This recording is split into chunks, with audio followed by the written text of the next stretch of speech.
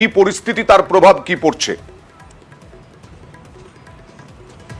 দেখো, একেবারে যত সময় গড়াচ্ছে তত কিন্তু লরির সংখ্যা বেড়ে চলেছে ১৯ নম্বর জাতীয় সড়কে।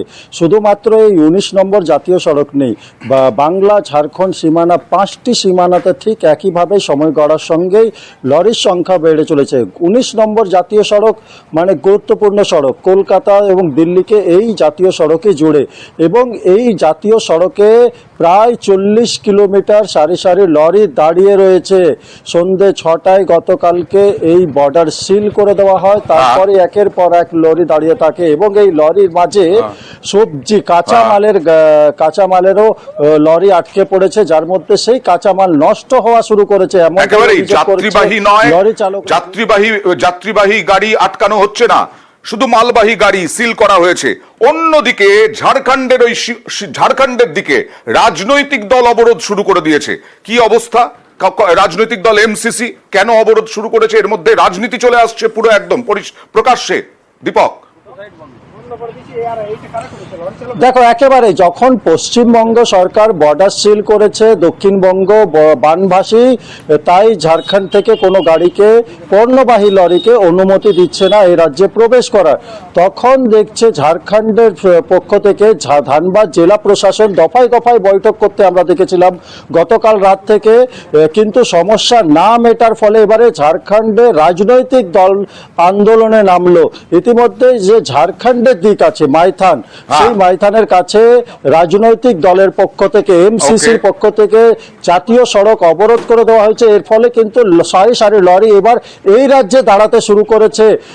তাদের একটাই দাবি, যতক্ষণ না বাংলা এই অবরোধ তুলে নেবে, বর্ডার সিল তুলে নেবে, ততক্ষণ তারাও কিন্তু কোনো পণ্যবাহী লরিকে এই রাজ্যে ঝাড়খণ্ডে অর্থাৎ প্রবেশ করতে দেবে না। তারা যাত্রীবাহী গাড়িকে তারা প্রবেশ করতে দিচ্ছে, কিন্তু পণ্যবাহী লরিকে তারাও এই ঝাড়খণ্ডে প্রবেশ করতে যেমন তেমনি দেখাবো দীপক, ঝাড়গ্রাম, খড়গপুর এই সমস্ত জায়গাতেও সীমানা সিল করা হয়েছে। সেখানেও ঝাড়খণ্ড বাংলা সীমানা, সারি সারি লরি। খড়গপুরেও জাতীয় সড়কে দাঁড়িয়ে সারি সারি ট্রাক, লরি। গতকালই হুঁশিয়ারি দিয়েছিলেন মুখ্যমন্ত্রী, ৩ দিনের জন্য ঝাড়খণ্ড সীমানা সিল। দেখুন, কাল থেকে শুরু হয়েছে। Why Bengal people will fight the battle? They said let the Jharkhand be safe. I said yes, Jharkhand be safe. Bengal must be safe also.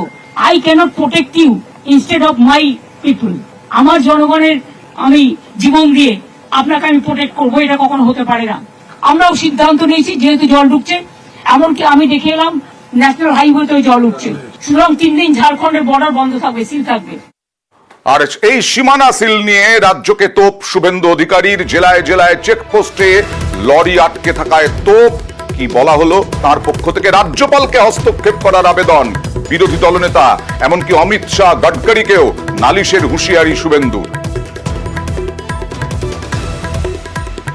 মুখ্যমন্ত্রী কালকে হুঙ্কার দেওয়ার পরে চিচিড়াতে ঝাড়গ্রাম এবং ঝাড়খণ্ড বর্ডারে লিখিত অর্ডার দেওয়ার ক্ষমতা, সাহস মুখ্য সচিবের নেই। গাড়ি দাঁড়িয়ে আছে হাজার হাজার। ঝাড়গ্রাম বর্ডারে ঝাড়খণ্ডের গাড়ি আটকালে সব পেঁয়াজ আটকাবে, ভয়ঙ্কর পরিস্থিতি করেছে ওখানে একটা। আর দ্বিতীয় করেছে কুলটিতে ঝাড়খণ্ড বর্ডার, সেখানেও কয়েক হাজার গাড়ি দাঁড় করিয়ে রেখেছে। মহামান্য রাজ্যপালকে এবং কেন্দ্রীয় সরকারকে অবিলম্বে প্যারামিলিটারি নামিয়ে এনএইচ অবরোধ করতে পারেন না। নীতিন গডকরিকে লিখবো, অমিত শাহজিকে লিখবো যে ইমিডিয়েট ওখানে ব্যবস্থা নাও। আমার সঙ্গে আছেন তৃণমূল মুখপাত্র অরূপ চক্রবর্তী। অরূপ, শুনলেন আপনি, এবং তার সঙ্গে সঙ্গে বললেন যে প্যারামিলিটারি ফোর্স লাগিয়ে এই অবরোধ উঠিয়ে নেওয়া উচিত, সীমানা সিল উঠিয়ে নেওয়া উচিত। আসলে মুশকিল হচ্ছে, দেখবেন বড়লোক বাপের বকাটে ছেলে সে যখন পরীক্ষায় ফেল করে, তখন সে স্কুলের প্রিন্সিপালকে ধমকি দেয় যে আমার বাবা এই স্কুলে ফান্ডিং করে, আমি আপনার চাকরি খেয়ে নেবো। তো শুভেন্দু রয়েছে সেই অবস্থা। ভোটের রেজাল্টে মানুষের সাথে বারবার হারে, ধাক্কা খায়, ধাক্কা খাওয়ার পরে এসে নতুন নতুন নাটক করে। শুভেন্দু এইটুকু বোধ নেই, এইটুকু উনি জানেন না। এর আগে একাধিক রাজ্য এক্সাম্পল দেখিয়েছি, আমাদের রাজ্যের মানুষ বানভাসী হয়ে বন্যায় ডুববে আর মুখ্যমন্ত্রী প্রতিবাদ করবে না।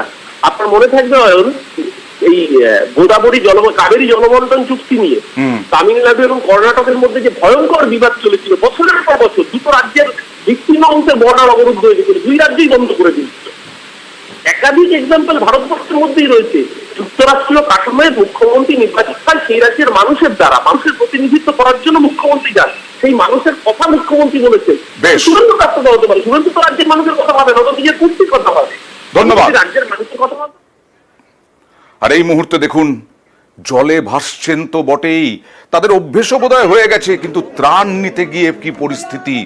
দুটো খাবার তো নেই, জলও নেই, ত্রিপল কিভাবে নিয়ে যাচ্ছেন দেখুন, ত্রিপলও কিভাবে নিয়ে যাচ্ছেন, কি অবস্থা। সরকারি ত্রাণ শিবির, দুর্গতদের খাবার, জল, প্রশাসনের সাঁতরে গিয়ে একেবারে গৃহহীন যারা, ঘর নেই, বাড়ি নেই, আশ্রয় শিবিরে রয়েছেন, নৌকো থেকে সাঁতরে তাদের যেতে হচ্ছে।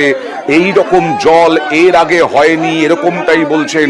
ঘাটালের মানুষ জলে অভ্যস্ত, কিন্তু এরকম জল বাড়েনি, এরকমটাই বলছেন। ত্রাণ ও পুনর্বাসন কিভাবে দেওয়া হচ্ছে সরাসরি দেখুন সেই ছবি। একেবারে যেটুকু খাবার সেইটুকু খাবার সাঁতরে নিতে হচ্ছে। উজ্জ্বল, কি পরিস্থিতি দেখছো একেবারে চোখের সামনে?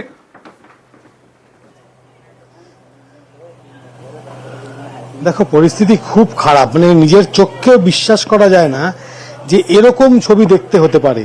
সামান্য একটু এক প্যাকেট চিড়ের জন্য একটা মানুষ অনেকটা সাঁতরে আসছে, এবং সেই চিড়ে, এক প্যাকেট বিস্কুট, একটা দুটো জলের পাউচ, এইটার জন্য মানুষকে এতটা কষ্ট করতে হচ্ছে।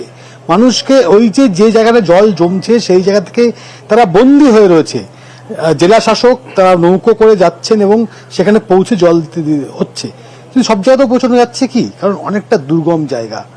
যে রাস্তাটা তোমায় দেখাচ্ছি সেটা গ্রামীণ এলাকার ছবি, আমি একটু শহরের ছবি দেখাই। এই রাস্তা দিয়ে কদিন আগেও বাস চলতো, টোটো, অটো, রিক্সা এখান দিয়ে যাতায়াত করতো, কিন্তু এখান দিয়ে এখন এখানকার মানুষকে নৌকো করে যাতায়াত করতে হচ্ছে। এখানকার লোকের কাছ থেকে শুনবো যে কতটা দুর্ভোগের মধ্যে রয়েছেন, কিভাবে আপনারা এই সমস্যা কতটা রয়েছে। খুব যন্ত্রণার মধ্যেই আছি, সব পাড়াপাড় এবং খাওয়া দাওয়ার ব্যাপারে খুব অস্বস্তির মধ্যেই আছি আমরা। খুবই স্বাভাবিক। যাতায়াত করা খুব যাতায়াত দেখছেন তো, একের পর এক দোকান বন্ধ, সমস্ত ভাবে জনজীবন একেবারে বিপর্যস্ত। ব্যবসা নেই, কাজ নেই, কর্ম নেই, শুধু জলে। আর সেখানে জেলা শাসক ত্রাণ দিচ্ছেন, কোন রকমে সেই ত্রাণ নিতে আসছেন মানুষ। জেলা শাসক ত্রাণ দিচ্ছেন, খিচুড়ি দিচ্ছেন, সাঁতরে আলে আরো পরিশ্রম, আরো খিদে বাড়ে। সেই খিদে নিয়েই এইটুকু খিচুড়ি সেইটুকুই নিতে হবে তাদের। সরকার ত্রাণ দিচ্ছে যে, কথা বলবো প্রতিনিধি সুকান্তর সঙ্গে। সুকান্ত, ত্রাণের কি পর্যাপ্ত ব্যবস্থা আছে? জেলা শাসক তেমনটাই জানাচ্ছেন যে মুখ্যমন্ত্রী নির্দেশ দিয়েছেন যাতে করে কোন মানুষের খাবার, পানীয় জল, ওষুধ অর্থাৎ চিকিৎসার ব্যবস্থা সব রকমের দিকে যেন নজর থাকে প্রশাসনের। আর সেই মুখ্যমন্ত্রীর নির্দেশকে মান্যতা দিয়েই জেলা প্রশাসন কিন্তু 3 দিন ধরে পড়ে আছেন ঘাটালে। পশ্চিম মেদিনীপুরের জেলা শাসক খুরশিদ আলী কাদরি শুধু তিনি নন, এজ দপ্তরের প্রিন্সিপাল সেক্রেটারি সহ ঘাটালের মহকুমা শাসক এবং অন্যান্য আধিকারিকরা তারা কিন্তু নৌকোয় করে এলাকায় পৌঁছে যাচ্ছেন। আজকে মনসুকা এলাকায় পৌঁছে গিয়ে দেখা গেল সেখানে প্রচুর মানুষ কিন্তু তারা ত্রাণের খিচুড়ি সহ অন্যান্য জিনিস অর্থাৎ শুকনো খাবার, তিরপল, জল নেওয়ার জন্য মানুষ কিন্তু তারা ছুটে এসেছেন এবং জেলা শাসকের এবং প্রত্যেকটা আধিকারিকের হাত থেকে তারা কিন্তু এই খাবার নিচ্ছেন।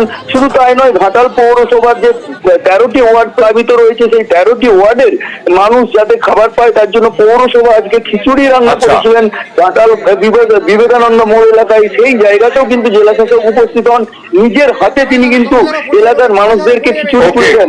এক কথায় জেলা শাসক কিন্তু পরিষ্কার জানিয়ে দিয়েছেন যে প্রশাসন সর্বতভাবে এই বন্যা কবলিত এলাকার মানুষের পাশে আসেন, তাদের খাবার, তাদের বাসস্থান এবং তাদের যাতে করে চিকিৎসার জন্য কোনো ত্রুটি না হয় সেই দিক কিন্তু সজাগ রয়েছে প্রশাসন। একদম, আপনারা দেখছেন, এক তো সাঁতরে আসতে হচ্ছে, তারপরে দীর্ঘ লাইন দিয়ে খাবার নিতে হচ্ছে।